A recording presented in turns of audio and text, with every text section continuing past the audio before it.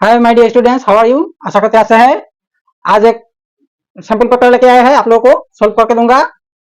Shortcut quickly कैसे sample paper solve कर सकता है वो सिखाऊंगा, और एमसीक्यू जो है वो ऑरली कैसे कर सकता है वो ट्रिक्स आप लोगों को सिखाऊंगा। तो इस तरह का क्वेश्चन आप ऑरली कैसे कर सकते हैं। ऑरली अगर आप कैलकुलेशन करके आंसर निकाल सकता है तो आपको एमसीक्यू का पार्ट जल्दी खत्म हो जाएगा, तो आपको सेकेंड पार्ट के लिए आपको टाइम बच जाएगा। तो आज वही सिखाऊंगा, how to calculate quickly, how to solve maths quickly. So आइए, चैनल में पहले आया है तो प्लीज सब्सक्राइब कर लीजिए, और वीडियो अच्छा लगे तो लाइक कमेंट शेयर जरूर करना, क्योंकि उससे मुझे मोटिवेशन मिलता है। तो आइए शुरू करते हैं। ये 10 तक में ऑलरेडी सोल्व करके दिया है। अगर आप पहले बार आया है तो वो वीडियो देख लीजिएगा। अभी 11 से शुरू करूंगा। 11 से आपको जितना हो सके मैं आपको सोल्व करके दूंगा, एमसीक्यू का मतलब पार्ट कंप्लीट कर दूंगा। तो देखिए, सोल्व कैसे किया जाता है वो सिखाऊंगा। एक सम से आपको 10 सम का काम हो जाएगा, क्योंकि आपको कॉन्सेप्ट भी क्लियर हो जाएगा और साथ साथ में आपका सम भी सोल्व हो जाएगा। तो आइए शुरू करते हैं।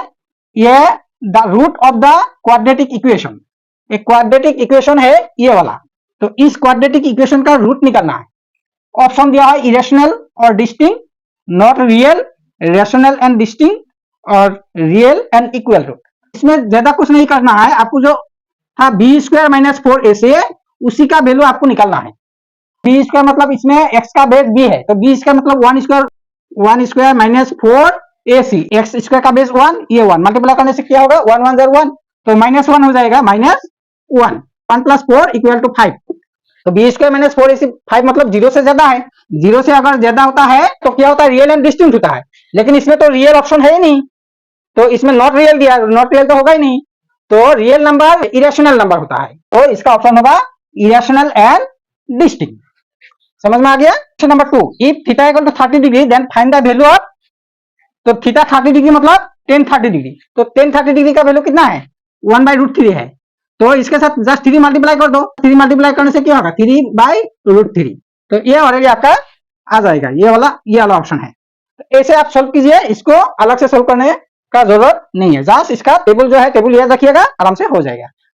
अब आइए क्वेश्चन नंबर 13 में। क्वेश्चन नंबर 13 में क्या है, the volume of the hemisphere is 396 and the total surface area of the solid hemisphere in square centimetre is.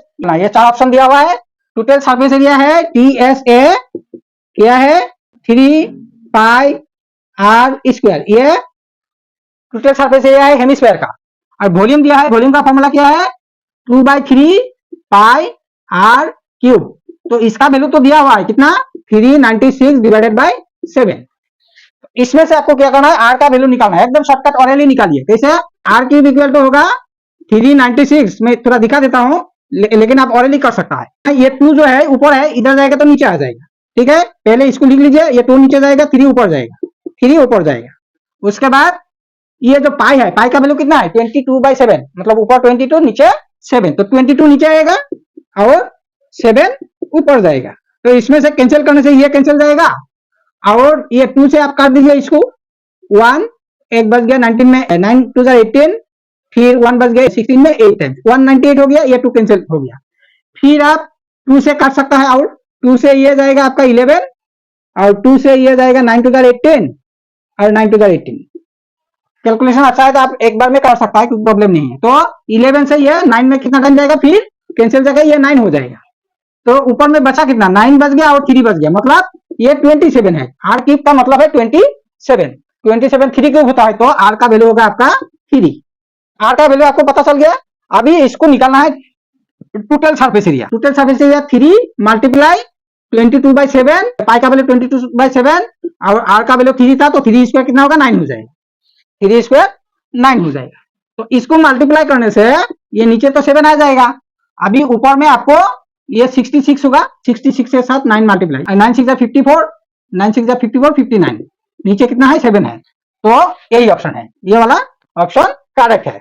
तो ऐसे शॉर्टकट कीजिए। मल्टीप्लाई टेबल कम से कम जिसको 1 से 30 तो गया था, उसके लिए तो ये सब कैलकुलेशन कुछ भी नहीं है, आप सारा ऑरली कर सकता है।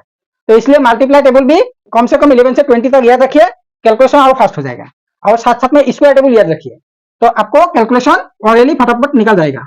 तो किसी को समझ में नहीं आया होगा, इसलिए मैं करके दिखाया है। तो अभी देखिए नेक्स्ट क्वेश्चन, ये तो एकदम इजी है, मैं इसलिए ऑप्शन ही नहीं लिखा है। ए bag containing 24 balls, 4 are blue, 11 are green and rest are white. One ball is drawn randomly. In random, the probability of the ball is white.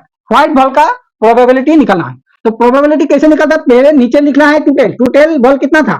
Total ball था 24. ये नीचे 24 और ऊपर में जिसका प्रोबेबिलिटी निकलना है उसका क्वांटिटी लिखना है. तो व्हाइट बॉल कितना होगा? 4 है आपका ब्लू, 11 है आपका ग्रीन, तो 15 तो हो गया ग्रीन एंड ब्लू. तो 24 में से 15 जाए तो कितना बचेगा? 9. तो 9 ही व्हाइट है, तो 9 आप ऊपर लिख लीजिए. इसमें 3 से कैंसिल जाएगा, तो 3/8 होगा इसका ऑप्शन. इसका आंसर होगा 3/8. तो हो गया ये. तो इसी तरह आप कैलकुलेशन कीजिए. शॉर्टकट आप एमसीक्यू सुपर फास्ट आप कर सकता है. प्रैक्टिस थोड़ा घर में कीजिए तो अपने आप कैलकुलेशन फास्ट हो जाएगा. अब क्वेश्चन नंबर 15 में the point on X axis nearest to the point -4 -5 ये ऑप्शन दिया हुआ है.